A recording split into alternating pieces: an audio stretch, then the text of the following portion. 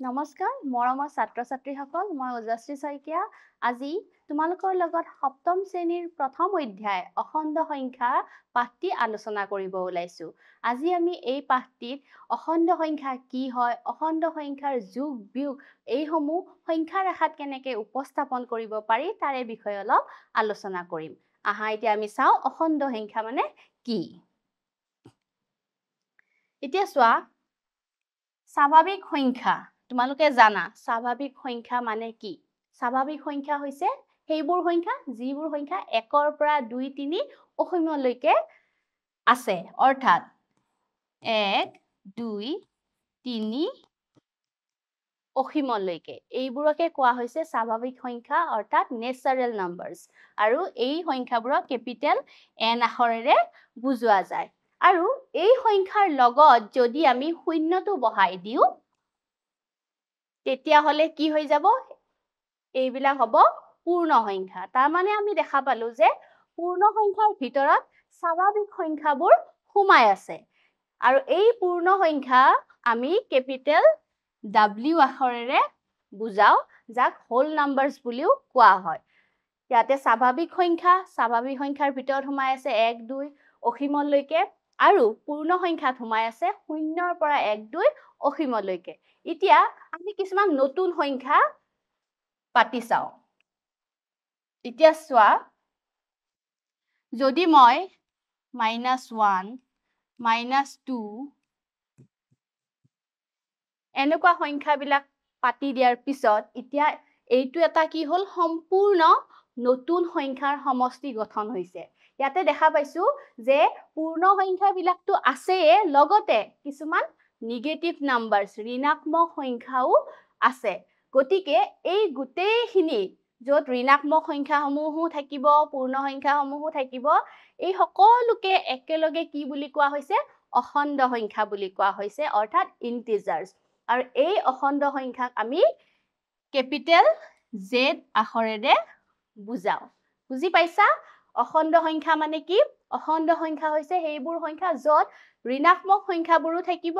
শূন্যও থাকিব আৰু থাকিব ধনাত্মক সংখ্যাসমূহো ইয়াতে দেখুৱা হৈছে Z ইকুৱেল টু ইয়াতে কি সোমাই আছে শূন্য সোমাই আছে +-1 +-2 অসীমলৈকে এতিয়া এই অখণ্ড সংখ্যাবোৰ আমি কি কৰি চাম সংখ্যা ৰেখাত উপস্থাপন কৰি চাম যে এই অখণ্ড সংখ্যাবিলাক যেতিয়া আমি সংখ্যা ৰেখাত পাতিম কি কেনেকুৱা ধৰণৰ অৰ্থবিলাক দাঙি ধৰে এতিয়া চোৱা ইয়াতে অখণ্ড সংখ্যাবোৰ উপস্থাপন কৰা হৈছে আৰু ইয়াতে আমি দেখা পালো যে শূন্যটো ক'ত আছে মাজত আছে শূন্য ক'ত আছে মাজত আছে অৰ্থাৎ শূন্যটো ধনাত্মক সংখ্যাও নহয় আৰু ঋণাত্মক সংখ্যাও নহয় হি পজিটিভ নাম্বাৰো নহয় হি পজিটিভো নহয় নিগেটিভো নহয় আৰু শূন্যৰ যদি আমি সোঁফালে চাও সোঁফালে আছে ধনাত্মক সংখ্যাবোৰ অৰ্থাৎ পজিটিভ নাম্বাৰছ আৰু বাওঁফালে আছে ঋণাত্মক সংখ্যা অৰ্থাৎ নিগেটিভ নাম্বাৰছ আৰু এই পজিটিভ নাম্বাৰছ বা ধনাত্মক সংখ্যাবোৰ সদায় কি হয় ঋণাত্মক সংখ্যাতকৈ ডাঙৰ হয় কাৰণ ইয়াৰ আগত কি আছে মাইনাস আছে মাইনাস থাকিলে সেই সংখ্যাটো সৰুহে বুজায় ঠিক তেনেকে যদি আমি এইফালে গৈ থাকো অৰ্থাৎ সোঁফালে যিমানে গৈ থাকিম সেই সংখ্যাটোৰ মানটো বাঢ়ি গৈ থাকিব সেই সংখ্যাটো সিমানে ডাঙৰ হৈ গৈ থাকিব কিন্তু যদি আমি বাওঁফালে আহি থাকো যিমানে আমি এইফালে আহি থাকিম সংখ্যাটোৰ ডাঙৰ সংখ্যাৰ আগত যদি মাইনাস থাকে তাৰ অৰ্থটো বুজাব হি সৰুহে বুজাব অৰ্থাৎ যদি উদাহৰণেৰে যদি চাও -4 আৰু 3 এই দুটা সংখ্যাৰ মাজত কোনটো ডাঙৰ কোনটো সৰু এই দুটা সংখ্যাৰ মাজত কোনটো ডাঙৰ কোনটো সৰু যেহেতু এইটো পজিটিভ হৈ আছে আৰু এইটো কি হৈ আছে নিগেটিভ হৈ আছে নিগেটিভ নাম্বাৰছ বিলাক সদায় কি হয় পজিটিভতকৈ সৰু হয় গতিকে -4 টো কি হ'ব 3 তকৈ সৰু হ'ব less than 3 ঠিক তেনেকে যদি মই চাও -5 -2 এতিয়া দুটা সংখ্যা কি দেখা পালো মাইনাস আছে এতিয়া কি হ'ব এনেকুৱা ধৰণত আমি চাব লাগিব যিটো সংখ্যা সৰু হয় সেইটোৱে কি হ'ব ডাঙৰ হ'ব গতিকে ইয়াতে -5 টো কি হ'ব -2 তকৈ সৰু হ'ব যিখিনি কথা মই তোমালোকক ক'লো সংখ্যা ৰেখাত সেইখিনি বস্তুৱে ইয়াতে টকা হিচাপত দিয়া আছে তোমালোকে নিজেও চাই ল'ব পাৰা এতিয়া চোৱা 1 নম্বৰ পইণ্টটো দিয়া আছে শূন্যটো ধনাত্মকো নহয় ঋণাত্মকো নহয় 3 নম্বৰ দিয়া আছে শূন্যৰ সোঁফালে কি আছে ধনাত্মক সংখ্যাবোৰ আৰু বাওঁফালে আছে ঋণাত্মক সংখ্যাবোৰ 3 নম্বৰ পইণ্টত দিয়া আছে স্বাভাৱিক সংখ্যাবোৰ পূৰ্ণ সংখ্যাৰ অন্তৰ্গত স্বাভাৱিক সংখ্যাবোৰ ক'ত সোমাই আছে পূৰ্ণ সংখ্যাৰ ভিতৰত সোমাই আছে কাৰণ 1 2 3 4 গোটেইখিনি পূৰ্ণ সংখ্যাৰ ভিতৰত সোমাই আছে কাৰণ পূৰ্ণ সংখ্যাত আকৌ কি আছে শূন্যটো আছে ঠিক তেনেকে পূৰ্ণ সংখ্যাবোৰ অখণ্ড সংখ্যাৰ অন্তৰ্গত পূৰ্ণ সংখ্যাবিলাকো অখণ্ড সংখ্যাত সোমাই আছে কাৰণ পূৰ্ণ সংখ্যা মানে 0 ৰ পৰা 1 2 একদম অসীমলৈকে এই গোটেইখিনি সংখ্যাও ক'ত আছে অখণ্ড সংখ্যাত সোমাই আছে আৰু 4 নম্বৰ পইণ্টত চোৱা সংখ্যা ৰেখাৰ বাওঁফালৰ সংখ্যাতকৈ সোঁফালৰ সংখ্যাবোৰ কি হয় ডাঙৰ হয় কাৰণ সোঁফালে কি আছিল পজিটিভ নাম্বাৰছ আৰু বাওঁফালে আছিল নিগেটিভ নাম্বাৰছ আৰু পজিটিভ নাম্বাৰছ বিলাক সদায় কি হয় নিগেটিভ নাম্বাৰছৰ তুলনাত ডাঙৰ হয় আৰু 5 নম্বৰ পইণ্টটো দিছে যে যদি a b দুটা অখণ্ড সংখ্যা হয় আৰু ইয়াতে যদি আমি চাও a যদি আমি ধৰি ললো আৰু দেই a যদি b তকৈ ডাঙৰ হয় তেন্তে যদি দুটা সংখ্যাৰ আগত মাইনাসটো বহাই দিও তেতিয়া কিন্তু তাৰ অৰ্থটো কি হৈ যাব হলনি হৈ যাব এতিয়া চোৱা a b যিকোনো দুটা অখণ্ড সংখ্যা এই দুটা সংখ্যাৰ যদি মই 5 আৰু এটা যদি 3 ধৰো কি হ'ব 5 টো 3 তকৈ ডাঙৰ হ'ব কিন্তু এতিয়া এই দুটা সংখ্যাৰ আগত যদি মই মাইনাস বহুৱাই দিও এবাৰ কি দেখা পালো মই কৈছিলুৱে যে ইমানে ডাঙৰ সংখ্যা সিমান সৰু বুজাব অৰ্থাৎ ইয়াতে সৰু সংখ্যাটোৱে কি হ'ব ডাঙৰ বুজাব সো ইয়াতে কি হ'ব -5 টো -3 তুলনাত সৰু হ'ব অৰ্থাৎ এই বস্তুখিনি আমি দেখা পাইছো এই যুক্তিটোৰ লগত মিলিছে বুজি পাইছা তো সেইখিনি কথাই কৈছে যে যদি আমি যিকোনো দুটা অখণ্ড সংখ্যা লও প্ৰথমটো যদি আমি ধৰি লও a2 b তকৈ ডাঙৰ কিন্তু এই একেটা সংখ্যাৰ আগত যদি আমি মাইনাস বহাই দিও তাৰ অৰ্থটো হৈ যাব -a - b তকৈ কি হয় সৰু বুলি বুজোৱা যাব এবাৰ আহা সংখ্যা ৰেখাত অখণ্ড সংখ্যাৰ যোগ আৰু বিয়োগ ক্ষেত্ৰত আমি তলত দিয়া ধৰণেৰে আগবাঢ়িব পাৰো এতিয়া ইয়াতে দিছে যে আমি সংখ্যা ৰেখাত যেতিয়া যিকোনো দুটা অখণ্ড সংখ্যা এবাৰ ধৰা হল দুটা ধনাত্মক সংখ্যা ললো এবাৰ ললো ঋণাত্মক সংখ্যা দুটাৰ মাজত যোগ বা বিয়োগ এইবিলাক কৰি পেলাই সংখ্যা ৰেখাত কি ধৰণে আমি আগবাঢ়িব পাৰো সেই বস্তুখিনি ইয়াতে দিয়া আছে এতিয়া 1 নম্বৰ পইণ্টটো দিয়া আছে ধনাত্মক সংখ্যা ধনাত্মক পজিটিভ নাম্বাৰ আৰু দুটাৰ মাজত প্লাস কৰিলে আমি কি পাব পাৰো যে প্ৰথম ৰাশিৰ পৰা শূন্যৰ সোঁফালৰ দিশত যাও সদায় মনত ৰাখিবা যেতিয়া আমি সংখ্যা ৰেখাত যোগ কৰিলে আমি সংখ্যাটোৰ সোঁফালে যাব লাগিব আৰু যদি বিয়োগ কৰো মাইনাস কৰো আমি কি কৰিব লাগিব বাওঁফালে আহিব লাগিব এতিয়া আমি এইটো উদাহৰণ এটাৰে চাও যে ধনাত্মক আৰু দুটাৰ মাজত কি কৰিব দিছে প্লাস কৰিব দিছে 5 plus 2 কি হ'ব 7 হয়নে এইখিনি বস্তু এটা মই সংখ্যা ৰেখাত কৰি চাও তোমালোকে স্কেল ইউজ কৰিবা মই ফ্ৰী হেণ্ডেডে কৰিছো তোমালোকে স্কেল ইউজ কৰিবা 0 1 2 3 4 5 যেহেতু 5 plus 2 হলে আমি জানো কি হ'ব 7 so 7 লৈকে মই কৰি দিম 6 আৰু 7 ঠিক আছে এতিয়া চোৱা 5 প্ৰথমতে 5 ক'ত আছে ইয়াতে আছে 5 লৈকে আমি লৈ গলো এটো হল 5 প্লাস কি আছে 2 আছে প্লাস 2 তাৰ মানে আমি সোঁফালে দুবাৰ যাব লাগিব 1 2 তো ইয়াতে কি পালো 7 ইয়াতেও আমাৰ 7 হয়নে গতিকে ইয়াতে পালো যে দুটা অখণ্ড সংখ্যাৰ মাজত ধনাত্মক অখণ্ড সংখ্যাৰ মাজত যেতিয়া আমি যোগ কৰিম তাক আমি এনেকে সংখ্যা ৰেখাত উপস্থাপন কৰিব পাৰি আৰু তাক হেনেকে আমি দেখুৱাব পাৰো নেক্সট চোৱা 2 নম্বৰ পইণ্ট ধনাত্মক ধনাত্মক আৰু দুটাৰ মাজত কি কৰিব দিছে মাইনাস কৰিব দিছে সো প্লাস প্লাস দুটা মানে পজিটিভ নাম্বাৰস লৈ এবাৰ কি কৰিব লাগিব দুটাৰ মাজত মাইনাস কৰি দেখাব লাগিব সংখ্যা একেটাই থাকিব 5 আৰু 2 কিন্তু এবাৰ কি দুটাৰে মাজত মাইনাস ইকুৱেল হ'ব 3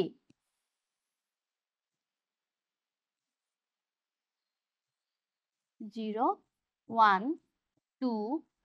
3 4 5 ডাঙৰ সংখ্যাটো ইয়াতে 5 হৈ আছে এনসাৰটো 3 গতিকে 5 লৈকে মই কৰিছো কিমান আছে 5 এটো 5 minus 2 minus এবাৰ minus হোৱাৰ লগে লগে আমি বাওফালে আহিব লাগিব কিমান পালো 3 এইটো 3 গতিকে দেখা পাইছা আমি মাইনাস কৰিলে ইয়াক এনেকে সংখ্যা ৰেখা পাতিব লাগিব বুজি পাইছা প্ৰেক্টিস কৰিবা যি মই যিখিনি দিলু সেইখিনি প্ৰেক্টিস কৰিবা বা তোমাকে নিজেও যিকোনো দুটা সংখ্যা লৈ এনেকে ঘৰত প্ৰেক্টিস কৰিব পাৰিবা নেক্সট সোৱা 3 নম্বৰ পইণ্টটোত ধনাত্মক আৰু ঋণাত্মক সংখ্যা লব দিছে আৰু সিহঁতৰ মাজত যোগ কৰিব দিছে এটা পজিটিভ এটা নেগেটিভ আৰু দুটাৰ মাজত প্লাস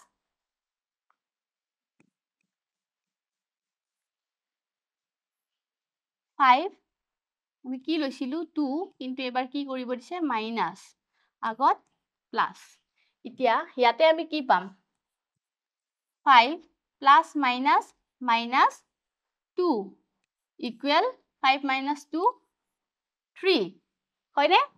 2 নম্বৰ পইণ্টটো যে আছিলে সেইখিনি বস্তু আহিছে আৰু একে ধৰণৰ সেম সংখ্যা ৰেখা হ'ব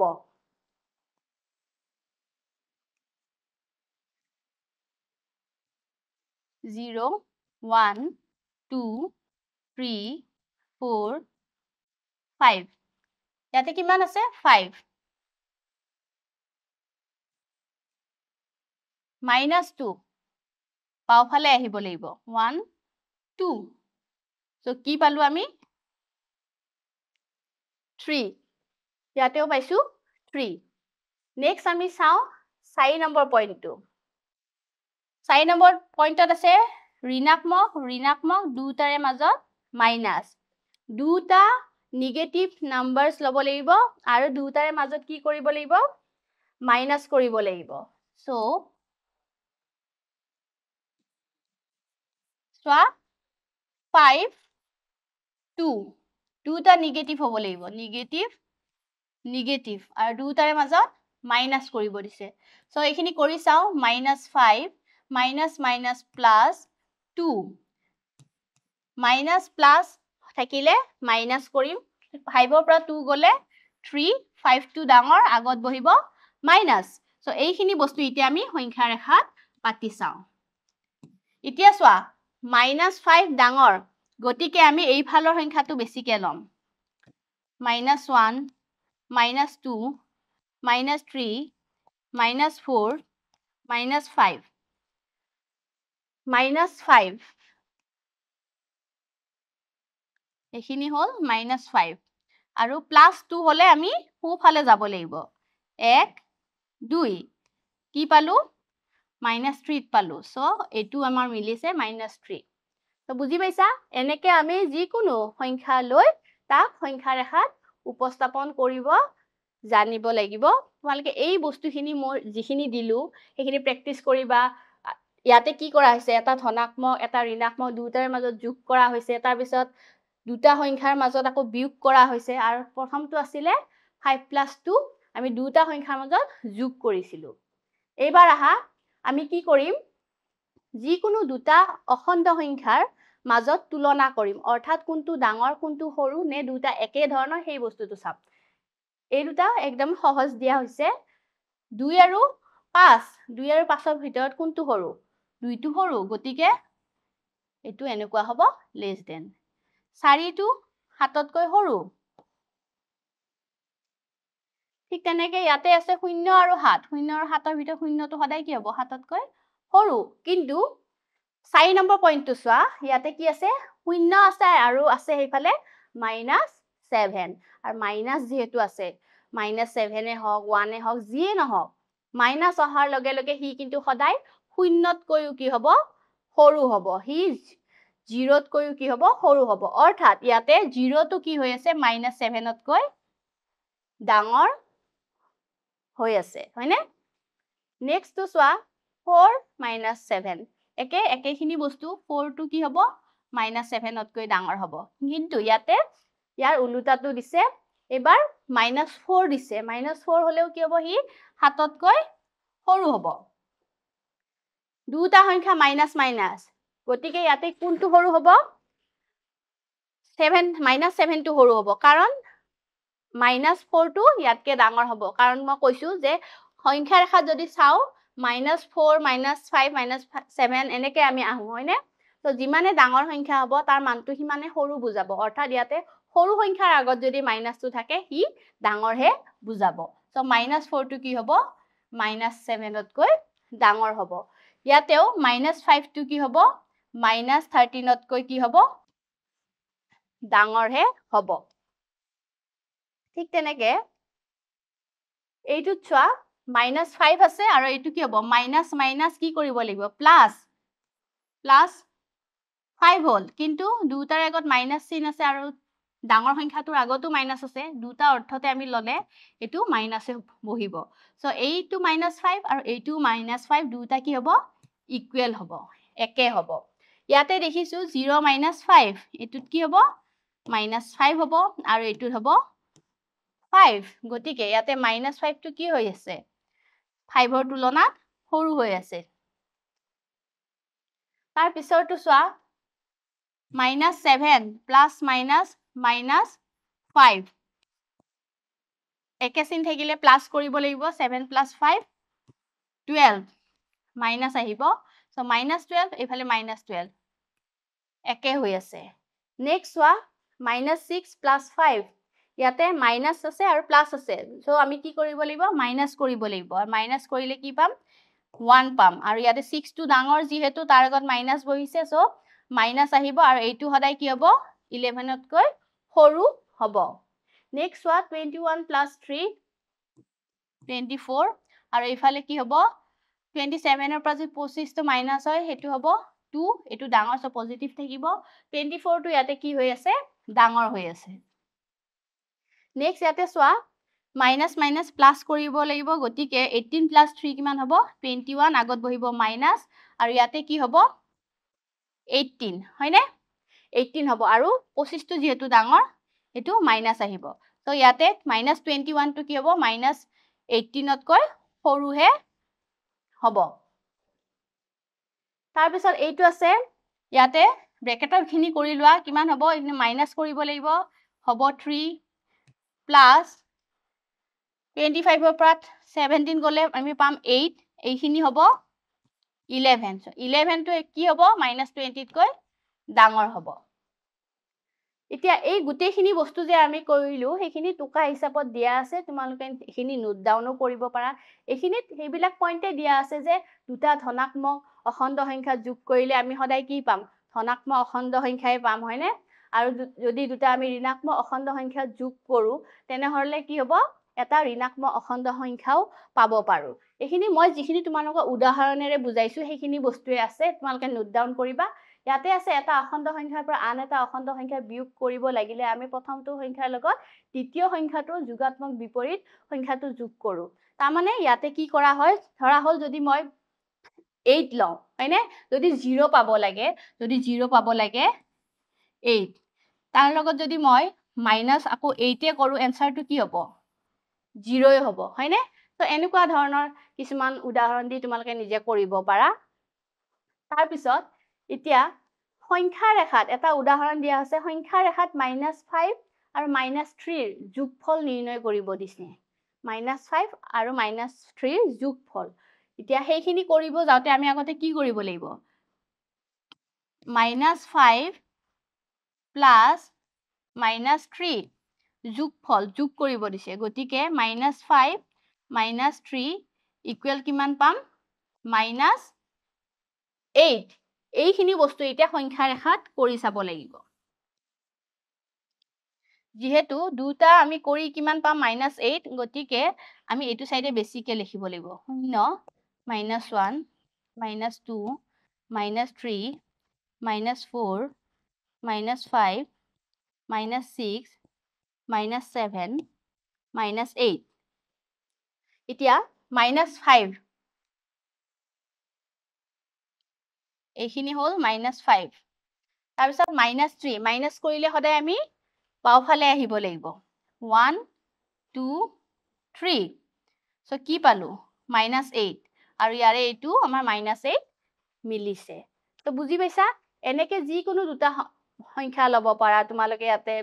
ধৰা হল -2 ললা আৰু সেইফালে ললা মানে যোগফল বিলাক নিৰ্ণয় কৰি সেইবোৰ তোমালোকে সংখ্যা ৰেখাত উপস্থাপন কৰি দেখাব পাৰিবা এতিয়া একদম সিম্পল দুটা প্ৰশ্ন মই ইয়াতে দিছো কি দিয়া হৈছে যে ইয়াতে 5 আৰু -1 5 আৰু -1 ৰ মাজত কিমানটা অখণ্ড সংখ্যা আছে সেইটো উলিয়াব দিছে কব গলে আমি হাততে গণিব পাৰো হয় নহয় -1 ৰ পৰা যদি গণো আমি -1 টো বাদ দি পেলাই 0 1 2 3 4 কাৰণ 5 and -1 ৰ মাজত 5 ও নালাগে -1 ও নালাগে গতিকে -1 যদি আমি স্কিপ কৰি পেলাই 0 1 2 3 4 তাৰ মানে 5টা অখণ্ড সংখ্যা আছে কিন্তু এটো আমি সাইডত এনেকেও কৰিব পাৰো তোমালোকে 5 টো এফালে লিখি দিলা -1 টো লিখিলা -1 5 এটো নালাগে মাজৰখিনি লাগিব অৰ্থাৎ 0 1 2 3 4 সো কিমানটা আছে ইয়াতে 5টা সংখ্যা আছে গতিকে ইয়াতে কি হ'ব 5 টো তাৰ সঠিক উত্তৰ হ'ব নেক্সট টো একে ধৰণে কৰিব পাৰিবা 4 আৰু -3 4 and -3 মাজত কিমানটা অখণ্ড সংখ্যা আছে হেতু আমাক উলিয়াব দিছে একে প্ৰসেস তোমালোকে কৰা ইফালে 4 লবা ইফালে -3 লবা ইহতৰ মাজৰ সংখ্যাখিনি অৰ্থাৎ -2 -1 0 1 2 3 এইখিনিয়ে গতিকে কি পালো 1 2 3 4 5 6 গতিকে এইটো হ'ব ইয়াৰ কাৰেক্ট অপচন তো এনেকে তোমালোকে আৰু নিজৰ মতেও কিছুমান নতুন বা নিজে নতুনকে দুটা সংখ্যা লবা আৰু সেই দুটাৰ মাজত কিমানটা অখণ্ড সংখ্যা আছে সেইবিলাক তোমালোকে প্ৰেক্টিস কৰি চাব পাৰা বাকি আজি এই ভিডিওটোত এইখিনিয়ে আছিলে নমস্কাৰ